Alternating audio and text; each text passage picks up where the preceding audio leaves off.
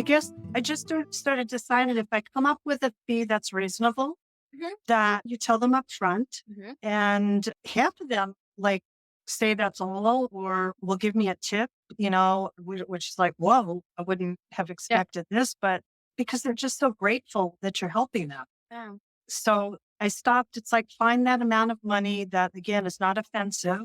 Mhm. It's not about being unreasonable with Right. people, but that is worth your time because your time is worth something.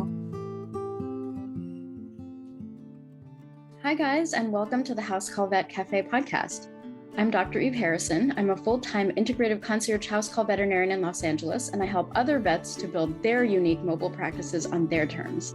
This podcast is for and by house call and mobile veterinarians, so it is meant to give our community a platform to connect, to share our stories, to lift each other up, and to support each other.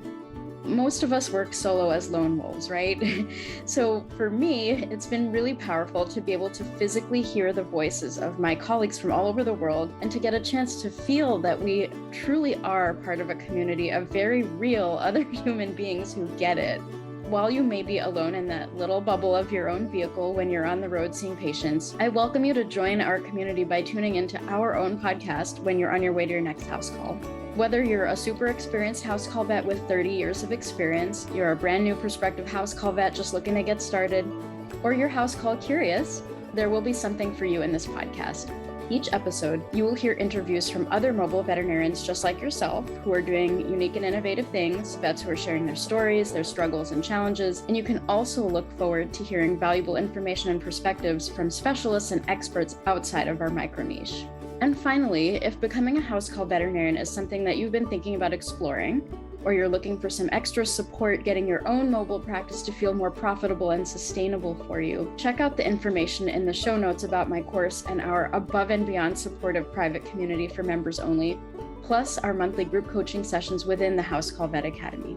You can also check out my free public Facebook group, which is also called the House Call Vet Cafe, the same name as this podcast, and which is a warm and cozy community for mobile vets to support each other in professional and personal development, in creative entrepreneurship, and in friendship. So thank you guys for spending time with me today. Let's dive into the episode.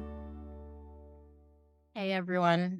We have an awesome guest with us today that I've been trying to get on this show for ages. Finally, I've snagged her. So today we have Dr. Dale Krier with us. She is a born and raised New Yorker like I am. She freed herself from the East Coast and moved to Colorado for undergrad when she was 18, graduated from CSU in 1987, and then moved back east to be closer to her mom after graduation. She worked for 10 years at a brick-and-mortar practice. When the practice sold to corporate, she quit the next day. Woman after my own heart. Dale started Creature Comforts Mobile practice in 1997 with a Dodge truck. She discovered the beauty of in-home euthanasia practice, joined the IAAHPC, and became certified in hospice and palliative care in 2017. COVID was the smokescreen that allowed her to transition her non-end-of-life clients and patients to other veterinarians at the time, and she is now currently 98% end-of-life care.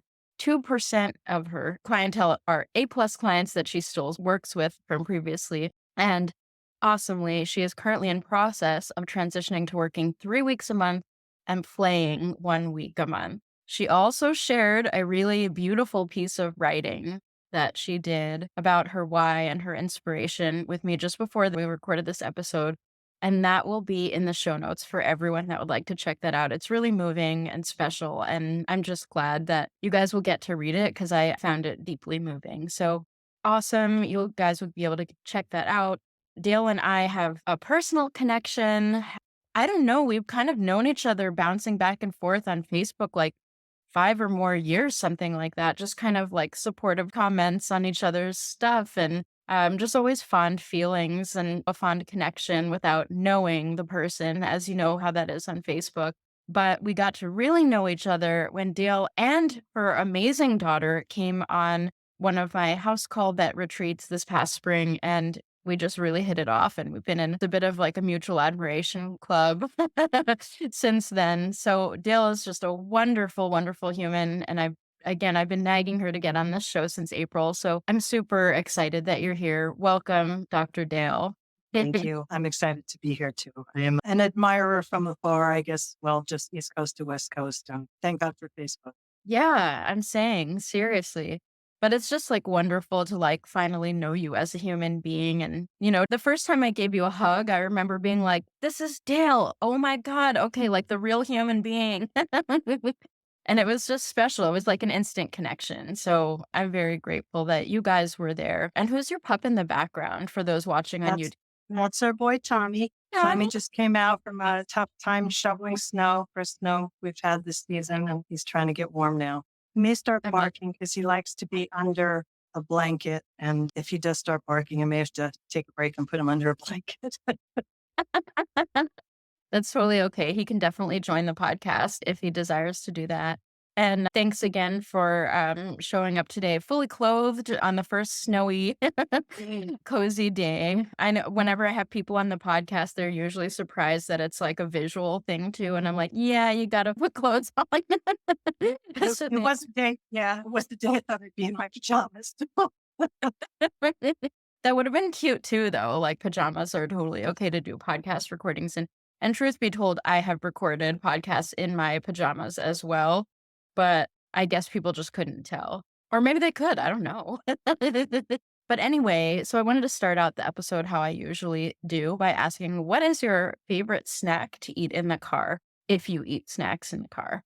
I eat everything in the car. So my old to-go favorite snack was probably popcorn and nuts. Now that I have evolved into gluten-free, dairy-free, everything fun-free, all the good stuff free, I found these chocolate, they're cacao, oatmeal, hemp seed, chia seed cookies that, believe it or not, they sell at CVS. And only certain CVSs though. So I know where my stash is. I know where to find it on the shelf. And whenever I get one of those 40% coupons, that's my go-to. Fantastic. Do you know what they're called? Like, I want to try them now.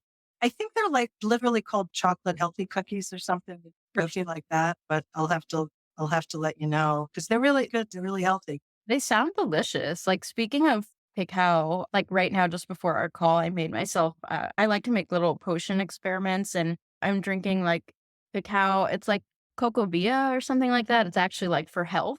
And I'm like, I'm drinking chocolate, but it's supposedly for my health. And then I put in this organic India Tulsi Sweet Rose tea bag and I squeezed out like one of those, those long straw tubes with honey in them, like the different flavors. I have a few from the last Renaissance fair I went to and I dumped that in. And this is like the best drink I've ever had. So since you mentioned like cacao, I had to like, or cocoa or whatever, I had to share that with you. I figured you'd appreciate it. You may have to share the recipe, I will. I will. please. Maybe in the show notes. Amazing. So you have a really cool history and you've been doing this a long, long time.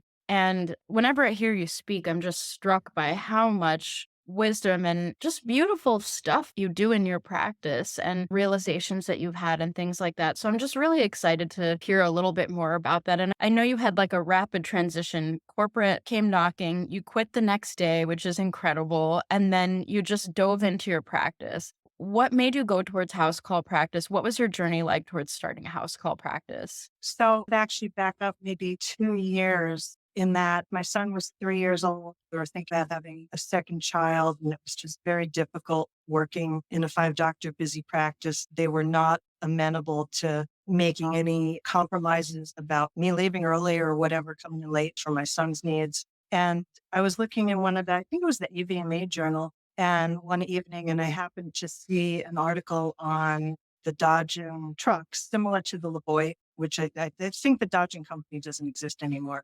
But I saw an article and I remember looking at it and it was my light bulb moment. I was just like, oh my God, this is like James Herriot, but just modernized, because I love the thought of house calls from reading James Herriot books when I was a child, always envisioned being, I guess, the female version of him. And when I saw the advertisements in the journal, it was just like, wow, this is so freaking amazing. Can we curse? Absolutely. You Okay. can say the whole F-bomb if you want. It was fucking amazing. So Yeah. I actually, at that point, I mean, I loved my job. I had no intention of leaving. I wasn't pregnant at that point, but I did the research. I sent away to the company. I got all the information. I had the folder in my possession. but I loved my job. And interestingly, well, okay, couple things. My birthday's April Fool's Day. Nice. I'm a big prankster. And I walked into work, it was April Fool's Day, and they said, we've sold to corporate. And I'm like, this is an April Fool's joke, right? But it wasn't. Happy fucking birthday, right? Yeah. I literally felt like something died inside of me at that moment. And my practice was the first practice in the state of Connecticut to be sold to BCA. Right. So we were the first practice in the entire state to go corporate. So it was new. It wasn't like I had anybody to talk to, compare notes with, or anything. I just knew I was in corporate material. Never happened, never will be. So now, mind you, now this was 2 years later after I had done my research. I had a 4-month-old baby at home. Plus, my son was now 5 years old. And I went home and I discussed it with my husband, and we decided that we didn't want to be part of corporate anything. And so I did. I went in and quit the next day. I got threatened with lawyers. There was a whole non-compete. I hadn't signed a contract in 10 years. The only contract I had signed was my first year working for them. And after that, it was just a handshake. And they had held their end of the obligation. I held up mine, but I felt like I don't owe this corporation anything, and I refused to sign a contract. And I think my bosses maybe had told them all the bets were under contract. I don't really know, but that's where the lawyers came from. And I had to hire one, and nothing came from it, but other than anxiety and stress, nausea. Yeah. But the good thing was at that point, I knew what I was going to do because I'd done the research. I had all the information, and it was just about figuring out where the money was going to come from and designing a truck without, I didn't own a fax machine. Back then, all we could do is fax stuff back and forth to each other. So I had to go to a friend's house with a fax machine. It wasn't like we could, I don't know, email. The technology wasn't there. So it was a little more complicated. But I remember my husband flew out to Iowa to pick up the truck, and he drove it home and he pulled it into the driveway, and it was this big ass thing. And I'm like, oh my God, how am I going to drive this, maneuver this and function? In Connecticut, some of the roads are really steep and narrow and icy and snowy. And we made it work for almost 3 decades. Unreal. That is so cool. And do you still have the truck, or did you sell it when you converted to end of life So primarily? what happened is when COVID happened, at that point, I guess the truck was about 25 years old, 26 years old, still functional, still working, but it was just sitting in the driveway because we were like we were so close to New York City and Manhattan. I don't know. I mean, I think I've talked to other vets about it. We all had different demands on us, but because we were so close to Manhattan, we were told we could only perform emergency work. We couldn't do anything routine, no space, no neuters, no vaccines, nothing routine. And so euthanasia fell into that category, but I wasn't bringing the truck with me to go to people's homes because people just wanted to be inside their homes. Plus, I didn't have paper towels and all the things that I needed to clean up my truck. So my truck was just sitting in the driveway. And actually, a house call vet from Manhattan called me at one point, and she had shut down her practice. And she was just asking me how I was functioning, and was even contemplating that she was thinking about buying her own truck. And that just kind of made me think about, we truly thought after 25 years, nobody would want to buy the truck. But what I did is I took a video. It was like maybe a 3-minute video of me walking around the truck inside, showing all of its, wonders, and then turning the engine on, and you could literally hear the engine purr, and posted it. And within hours, I had like 8 people asking me how much I wanted for it. I sold it within 24 hours.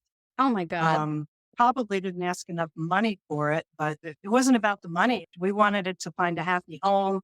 One person wanted to take it to Mexico and wondered if it would, make it into the remote areas of Mexico. And my husband and I were like, I don't think so. I mean, it didn't belong in Manhattan, on the bouncy pothole roads. So Yeah. it ended up going to some guys in Nevada right before lockdown, where they told us nobody could fly anymore. They flew from Nevada to Hartford. They Ubered from Hartford to my home, which was like an hour and a half ride. We did the whole financial stuff in like 20 minutes. They didn't even want to come in and use our bathroom. I think they were nervous, COVID nervous.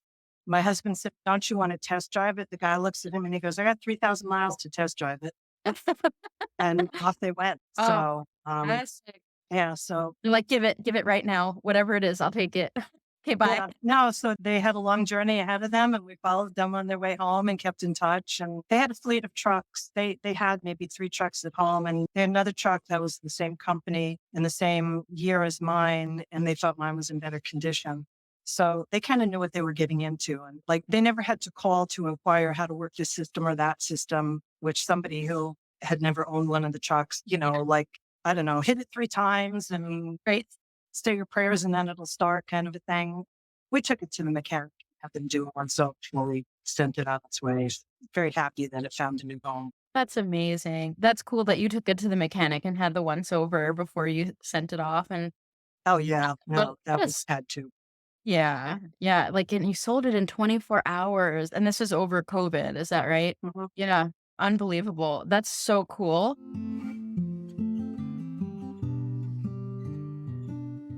Hey guys, I wanted to take a quick break to remind everyone that we have the House Call and Mobile Vet virtual conference coming up. Ticket sales are open again for our third annual conference, February 3rd and 4th, 2024. This is a conference where we actually can be together face to celebrate each other and learn together in community. This is a conference that is for us and by us. This is where we get to meet our colleagues from all over the world, connect with our people in real time, learn actionable tips, tricks, and inspiration that is specific to our special micro niche of practice. If you're unsure if this is for you, here's what a few attendees have said in the past. Dr. M said, "It was 1,000 times more intimate than any conference, virtual or in person, that I've ever attended." Dr. A said, "It was a perfect mix of practical information regarding the logistics of seeing house call appointments and the mental side of house call business ownership." Dr. D said, "There were times that I just teared up with emotion to feel a part of a wonderful group and to know that I was not alone in this adventure." You're truly not alone. We're all here with you, no matter what type of mobile or house call practice you have, or even if you're brand new to this community.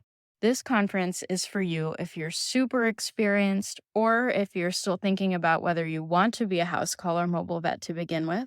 This conference is for you whether you're doing end-of-life care in the home, whether you're doing acupuncture-only house calls, whether you're an integrative vet, or whether you're a full-service laboit practice. This conference is for you if you're anything in between. If you can't make it in person, no worries. Recordings are available afterwards for a limited time. All of the information is in the link in the show notes, so please reach out if you have any questions, and I can't wait to see you there. And how did you find that transition to then going into people's homes and just kind of focusing on the end of life? How was that switch? For 25 years, that truck was my third child. Yeah. Like it was my third child. I would go to bed worrying, was it too cold? Was it too hot? We had to keep it air conditioned in the summer and heated in the winter and be sure the drugs were all at the appropriate temperature. So we'd have to think about it when we went on vacation. So I thought it was going to be really, really hard. And it was like, I guess the right timing because we said goodbye and I have a video of waving goodbye to my truck and watching it drive down the road. I miss it, but it was a lot of work keeping it clean, maintaining it. I see some of the folks, I'm on a house school page with the folks who have the Laboits and some of the other trucks. And, Yeah. there's stories of getting stranded and stuck on the side of the road. I have all those stories and I don't miss that. The panic phone calls to my husband, the mechanic. The mechanic was on speed dial. He was a good friend. We tipped him well. Awesome. That's really fascinating. And I think I'm glad the conversation went in this direction. I didn't even realize that you previously had a truck and that you sold it over COVID. And I think that's really relevant right now because I see a lot of folks who start out with the big Laboit or the big mobile clinic and thinking that they actually have to do that to be a legitimate vet and that they have to provide all the bells and whistles and they have to invest like hundreds of thousands of dollars into this like mobile clinic essentially. And at the same time, I'm also seeing a huge flux of people selling their mobile trucks who are just like a year or two into practice. And I think that completely all tracks with everything I've heard and your story that it's a real investment and it's a heavy investment. And like you called that truck your child and you worried about it on vacations, that's like I think of house call practice as sort of a lightweight operation. Like you can shift and pivot and you're light as a feather. You don't have a whole lot of stuff to worry about, a whole lot of expenses. But when you start with the truck, that is a substantially heavier operation. That is not this feather lightweight house call practice that most people actually is what they're seeking, to have this lightness and freedom. And I think it makes so much sense to me that you actually don't miss it and that you're now moving in the direction of 3 weeks of work, 1 week of vacation. Like it makes so much sense to like drop that weight and to release it. And like the whole lifestyle is lighter as well, right? Even on winter days like this, my husband would have to, shovel plow the driveway. And it was 2 days that it would take him to clean off the truck. We didn't have a garage to put it in. We just couldn't afford it. And so he would have to take out a ladder and climb on top and get all the snow up because you're not allowed on the roads with all the snow on top of the vehicle. It was a 2-day project for him. So I don't miss that. He doesn't miss that. Fantastic. Yeah. That's amazing. But contrary or opposite to you, because I know you weren't a fan of surgery, I used to At love, first, and then I wasn't. Used to love surgery. I used to love surgery. And I think when I was thinking of house schools, the part that, I don't know, stymied me in my thinking in my brain was, but I wanted to do spays. I wanted to do neuters. I wanted to do procedures. And I mean, I'm proud of all the spays and neuters I did at people's homes where, you sedate the pet in the house and then you carry it out. It doesn't even know it's in your truck and you do the procedure and then you carry it in and it wakes up inside its house. And it's like, I feel like 90% of animals have like post spay and post neuter trauma at the animal hospitals. I don't care how much fear free they're doing. So many puppies, I feel like, oh, my dog loved going to the animal hospital in the beginning. And then I don't know what happened. After the spay, after the neuter, they never wanted to go back again. Like, duh. Oh, yeah. That's pretty brilliant, actually. I think for folks listening, it never occurred to me that if you're doing surgery on a mobile basis, you can sedate them, give them their pre-med in the home, and then bring them to the truck. That's pretty brilliant. And I mean, anything mobile that reduces the amount of time spent in the clinic, I believe reduces the trauma that animals have. And then to take it a step further, that you were doing house call, pre-med, and then surgery on the truck. That's really cool. That's pretty genius. And I think you're absolutely right. It's a spay-neutered trauma that so many of our patients have. Well, my husband, and I guess again, today, a day of reminiscence, my husband would have said his favorite days in the whole wide world were snow days. So we had a surgery because what I would do is the kids would be home from school, like, oh shit, what do I do with the kids now? But they would be sleeping in their beds. Either he or I would go pick up the pet in a 4-wheel drive vehicle, bring it home because the truck did not go out in the snow. That was an agreement we made in the beginning. So bring it home and we would have whatever. We would do our surgeries out in the truck and he'd be checking in on the kids. And the kids would be sleeping in or, he'd go in and make them breakfast and then come back out and help me. And so those were his favorite days of all, to just be at home and be able to be there for our kids, yet kind of working too. So, yeah. That sounds amazing. And remind me, your husband is a vet tech, is that right? Yeah. So he was in the trades when I bought the truck and he was getting fed up with the work he was doing and I was needing an assistant and I knew I couldn't afford, in the beginning, the phone wouldn't ring. And all I kept thinking of is if I hired an actual assistant, I'd be paying them from 8 to 4. And then the phone would ring at 5 o'clock. And it's like, are you freaking kidding me? I paid this person all day to be here.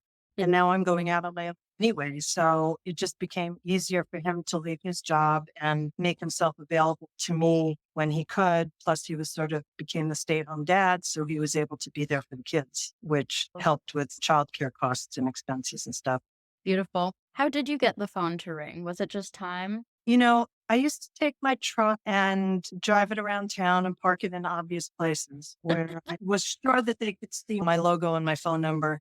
And I think sometimes the familiarity of the Dunkin' Donuts stops or the local places in town. Someone once called and they thought we had a fleet of trucks because the lady said, I see your truck, all over town. There must be 5 of them. And it's like, no, my husband's like, that's just my wife and on major miles. Yeah, so just parking in areas, I don't know, you don't need as many clients with Right. house calls. I mean, I look at these people who say they do 8, 9 appointments a day, and I'm like, shoot me. I know. I know. It makes me want to vomit in my mouth hearing that. Jeez. Yeah. And I'm a talker. So I like these clients become your friends. And I like going to their house. And I mean, half the time we'd be spend the first half hour just catching up on family and kids. And then I'd be like vaccinating their pets and they wouldn't even know. And I'd be like, whatever, ready to go. And they're like, aren't you going to vaccinate my pet? And it's like, I already did that. Like an hour Like, ago. yeah, an hour ago. So, but yeah, and when I say 8 or 9 or whatever the number is, I mean, we all have different needs. Yes. I was the solo breadwinner predominantly. I mean, and then when I didn't pay him a salary, I just bought him lunch. But, Nice. so we shared but we also don't live large or we didn't then, and we try not to. So we weren't supporting, whatever. We don't have a second home anywhere. So, I mean, Yeah. so Like a it just modest depends on what your needs are. right, that's exactly right.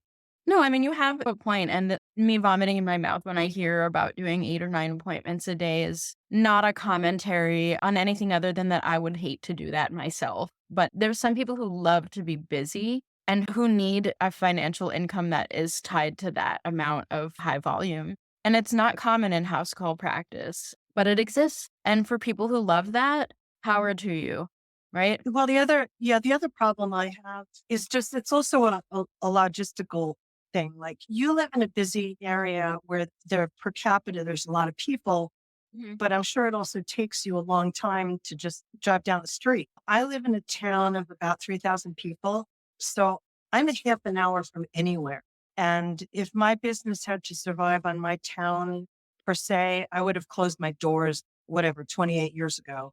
It was only my willingness to drive. So when sometimes people say things like, oh, well, I would never drive more than 45 minutes or an hour or whatever. And I get that. I respect that. But then I probably would have a lot of days where I made no money. So if on a day where I have nothing booked and someone an hour and a half away calls and they don't mind paying what I ask them for, because I explain, look, I'm driving an hour and a half each way. This is what it's going to cost. If they say yes, I don't mind. I'll get in the car and go. Yeah. But there are days where it's out of the question to drive an hour and a half. So it's just, yeah, based on Yeah. your needs. I mean, but that's, I guess, the beauty of being your own boss and having your own practice and getting to make those calls because there are days I now have people answering the phone for me and I just tell them on any given morning what I have the bandwidth for. Right. And if I don't have the bandwidth to get in the car and drive an hour, they know that. And I tell them I'd rather you book nothing and I have a light day or no day because I need a down day. Or if they're nice people, if they're nice to you, then I'll go and help them. So it's just wanting to work with kind people and actually getting my text carte blanche to if people are giving them a difficult time on the phone, I don't need their business. I don't want them to be mean to the people answering my phone. So it's okay to turn business away. Absolutely. I agree with that 100%. And I do the same. My vet tech has the permission to veto any client. Like, if you don't feel comfortable with this person, we're not doing this. I think that's a really important and empowering thing that contributes to the feel of a practice being safe, a safe Mhm. job, a safe environment, like a place people want to work. Their feelings and opinions matter and are taken into consideration. And then, of course, like, it protects us too. Like, if they get a vibe, thank you for letting me know so I don't end up in this mean person's home. And then, we have a whole other issue with the VCPR or whatever. So I really love that you have that system and that flexibility for yourself. It is a really interesting thing that, when you're a house call vet, especially in the beginning as you're growing your practice, there may be appointments that are outside of travel zone or maybe a little farther than you're used to driving. And I think that is, at least in the beginning, something to keep an open mind about. Like, as a house call vet, we're on the road, like we're road tripping every day. That's the point. We're on a big, beautiful, awesome, and fun house call road trip. So if you hate driving, that's something to consider. And then also finding what your boundaries are. Like, if you can enjoy the drive, listen to a bunch of podcasts and like beautiful music or make phone calls to people that you haven't spoken to for a while. I love doing that. My office, like my mobile office, when I have house calls that are far away, and I will do house calls that are like an hour and a half, 2 hours away if it's the right client. And I love those drives. I'm like, yeah, I get to catch up with this best friend, or like I get to catch up on all of these podcasts I've been wanting to listen to for ages. And I really like it. And of course, I have all my snacks and everything in the car. And so it's like something you can really get into and enjoy. If you hate driving or long drives are not right for you, totally cool. It's just, it makes it a little more challenging if you completely rule out slightly farther. And then again, my farthest clients are my highest paying too. So I'm like, I'm literally getting paid huge bucks to go on a road trip with myself. If you come up, I guess I just started deciding if I come up with a fee that's reasonable, Mhm. that you tell them up front, Mhm. and half of them like say that's all or will give me a tip, which is like, whoa, I wouldn't have Yeah. expected this, but because they're just so grateful that you're helping them. Yeah. So I stopped. It's like, find that amount of money that, again, is not offensive. Mhm. It's not about being unreasonable with Right. people, but that is worth your time, because your time is worth something. And the weirdest thing is that it seems like if your schedule is empty and you agree to take that hour and a half or 2 hour call, the next thing you know, the phones are blowing up and all of a sudden you're like, oh crap, why did I agree to this? But Yeah. then you're busy. Yeah. And if you've charged an appropriate amount of money for your time, then it's all just the same, you know? It's all just the same in terms of income anyway. But also I've found like sometimes people will, oh, that's too much money. And it's like, I'll turn it around and say, well, what were you expecting it's going to cost? And I mean, for the people that say $25, clearly we're not going to find a common ground. But if sometimes people say something reasonable, I'm willing to compromise because Well, it's bringing money into my pocket. It's helping them. yeah.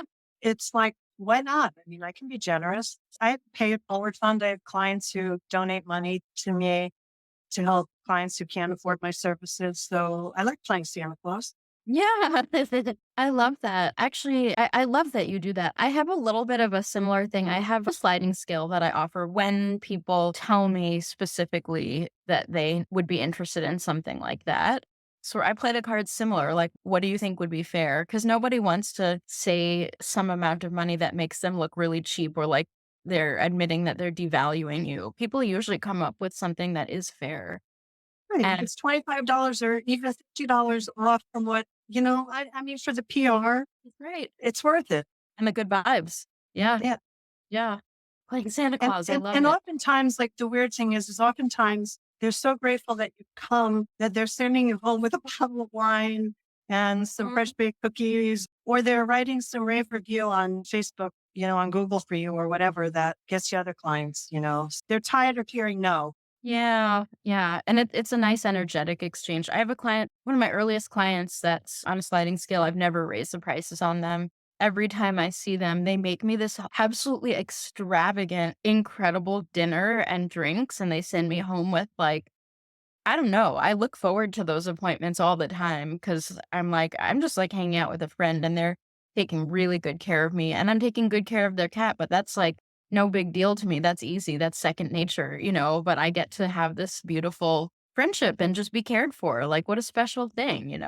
Right. It's about the money, but it's not about the money. And the bottom line is you get to decide. That's exactly right. So well put. Oh, goodness. I knew this was going to be a good conversation.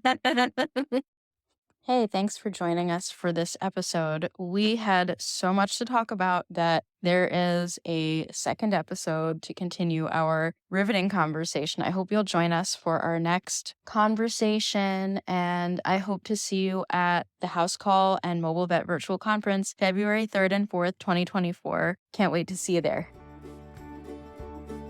Thank you so much for listening to this episode of the House Call Vet Cafe. If you enjoyed this episode, then hit the subscribe or follow button on Apple Podcasts, Spotify, Google Podcasts, YouTube, or wherever you listen to podcasts so you never have to miss an episode. This podcast is made specifically for you, so don't be shy if you'd like to reach out and let me know your thoughts on this episode. You can find me on Instagram and Facebook as The House Call Vet Academy, where I also share more valuable content. If you're interested in learning more about consulting for House Call Vets or the House Call Vet Academy online course and community, please click on the link in the show notes. Have an amazing rest of your day, and I can't wait for you to join us for our next episode of the House Call Vet Cafe.